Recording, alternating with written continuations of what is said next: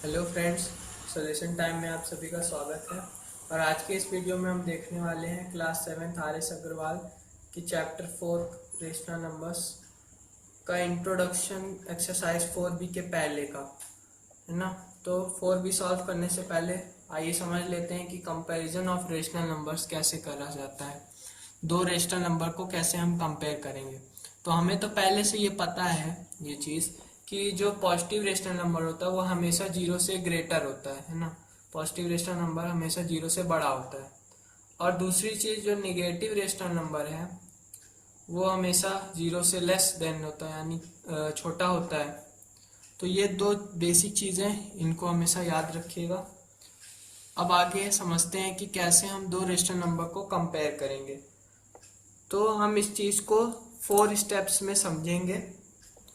तो स्टेप 1 में हमें ये करना है कि दो रेशनल नंबर को हमेशा पॉजिटिव डिनोमिनेटर के साथ एक्सप्रेस करना है। जो भी दो रेशनल नंबर्स होंगे उनको पॉजिटिव डिनोमिनेटर के साथ एक्सप्रेस करना है। ठीक, एक स्टेप ये हो जाएगा। तो एक्सप्रेस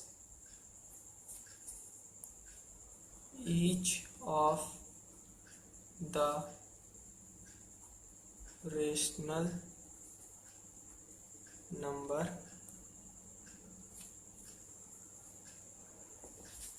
with positive denominator।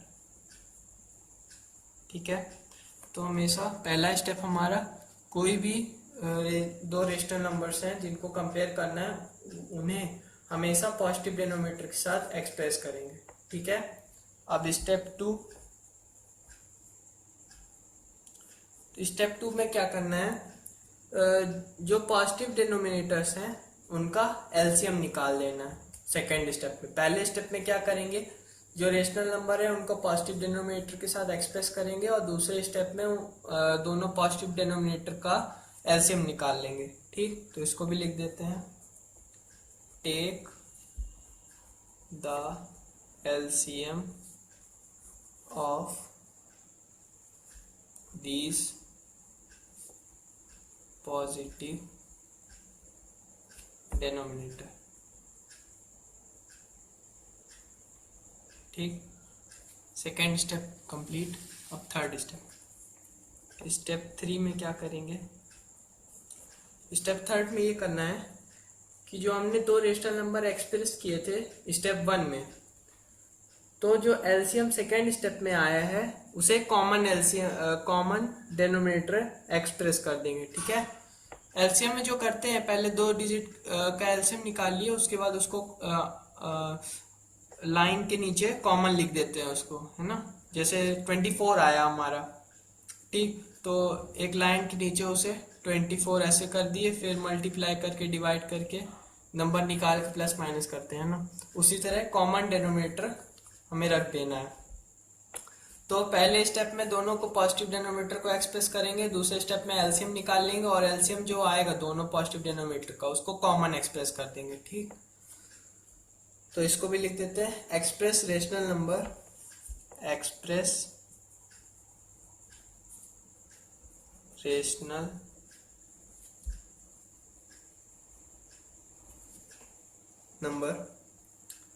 अब मैं यहाँ एक चीज और लिख देता हूँ, ऑब्टेन्ड इन स्टेप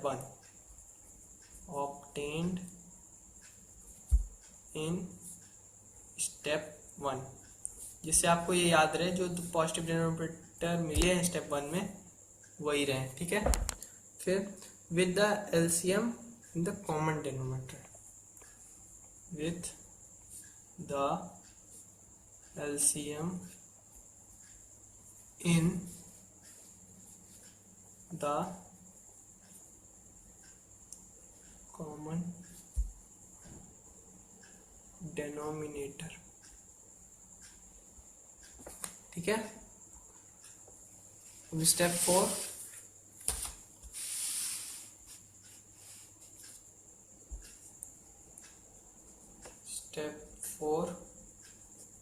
स्टेप 4 में जो नंबर हमारे पास है ना, ग्रेटर नंबर जो होगा, जो कि ग्रेटर होगा, उसी को एक्सप्रेस कर देना है, कंपेयर हो जाएगा। तो दो हमारे पास रेशनल नंबर जो थे उनका पॉजिटिव डिनोमिनेटर के साथ उनको एक्सप्रेस करके एलसीएम निकालना है।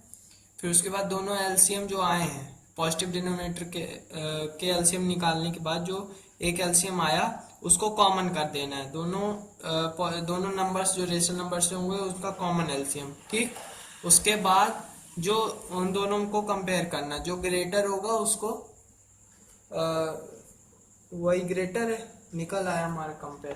तो the number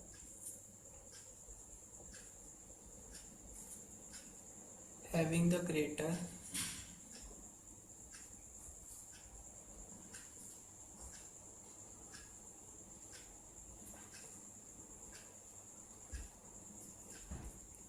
numerator is greater, ठीक है। तो ऐसे हम किसी दो रेशनल नंबर को कंपेयर करेंगे। तो आज के इस वीडियो में बस इतना ही। अगले वीडियो में हम कवर करेंगे एक्सरसाइज 4B के क्वेश्चंस को। तो अगले वीडियो में कवर करेंगे क्वेश्चन नंबर 1 से लेके क्वेश्चन नंबर 3 तक। तो तब तक के लिए गुड बाय। इससे पहले मुझे एक और चीज़ मिल गई आप लोग को पढ़ाने के लिए, जो कि है 3 important properties of rational number. Rational number की 3 इम्पॉर्टेंट प्रॉपर्टीज क्या क्या होती हैं ये भी हम जान लेते हैं एक्सरसाइज 4B सॉल्व करने से पहले। तो यहाँ पे 3 प्रॉपर्टी हम पढ़ेंगे। तो पहली प्रॉपर्टी समझ लेते हैं कि कोई भी एक रेशनल नंबर जिसे हम x मान लेते हैं, तो उसके लिए किन्हीं तीन में से कोई एक दिया हुआ ट्रू होगा, है ना। कोई भी एक कंडीशन ट्रू होगी। 3 कंडीशन हमें दी है, उन तीनों में से कोई एक ट्रू होगी। कोई भी एक रेशनल नंबर हम मान लेते हैं x, और उसके लिए 3 कंडीशंस हमें मिलेंगे। जैसे हम कोई एक रेशनल नंबर को x मानेंगे तो 3 कंडीशंस हमारे सामने आएंगी। एक होगी x इज स्मॉलर देन 0, एक होगी x is equal to then 0, और एक होगी x इज ग्रेटर देन 0, ठीक है।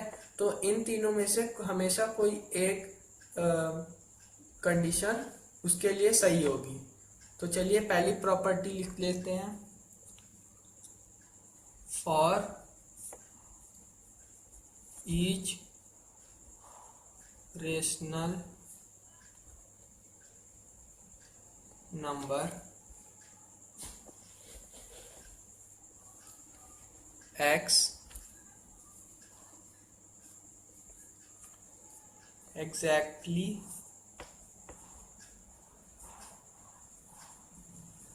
one of the following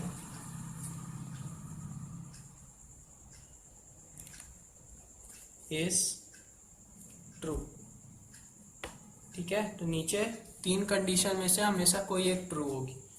पहली कंडीशन क्या है, कोई भी एक रेशनल नंबर है उसको हमने x माना है, ठीक है। तो नीचे 3 कंडीशंस हमारे सामने आएंगी, उन 3 में से कोई एक उसके लिए ट्रू होगी। 3 कंडीशन में से हमेशा कोई एक उसके लिए ट्रू होगी, है ना।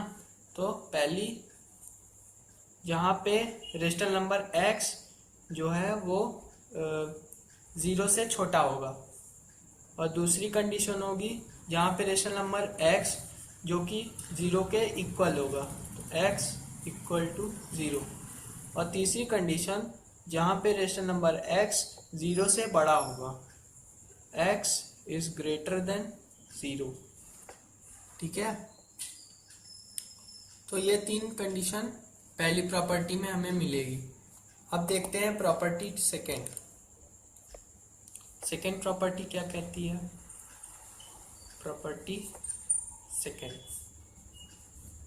तो सेकेंड प्रॉपर्टी में अगर कोई 2 रेशनल नंबर है, यहाँ पे x और y, यहाँ पे हमने एक रेशनल नंबर लिया था x बस। अब सेकेंड प्रॉपर्टी में कोई 2 रेशनल नंबर है, एक x और एक y, तो उसमें भी 3 कंडीशंस, उसमें भी सेकेंड प्रॉपर्टी में भी 3 कंडीशंस मिलेंगी, जिसमें कि एक ही जो है वो दोनों के लिए ट्रू होगी।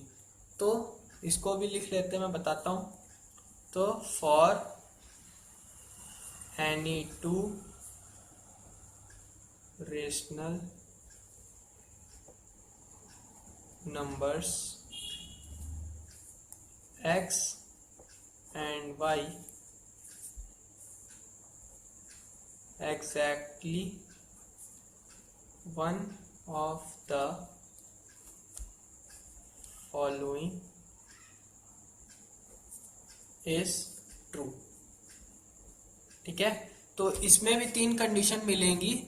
कोई रेशनल नंबर हम मान लेते हैं x और y, तो इनमें भी 3 कंडीशन लगेगी जिसमें से कि एक सही होगी इन दोनों के लिए। तो पहली कंडीशन है जहाँ पे x जो है वो y से छोटा होगा। सेकेंड कंडीशन में दोनों एक दूसरे के इक्वल होंगे, और तीसरी कंडीशन में x बड़ा होगा y से। ठीक है, तो ये तीनों कंडीशन प्रॉपर्टी सेकंड में आएंगी। अब प्रॉपर्टी थर्ड में, तो थर्ड प्रॉपर्टी क्या कहती है? Property third,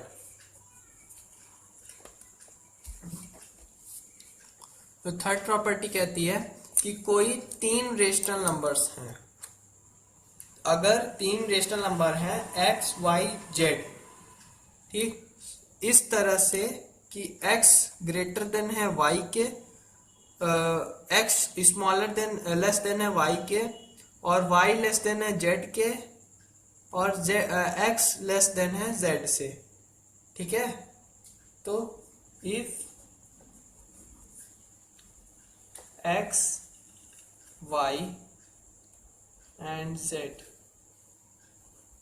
be rational numbers,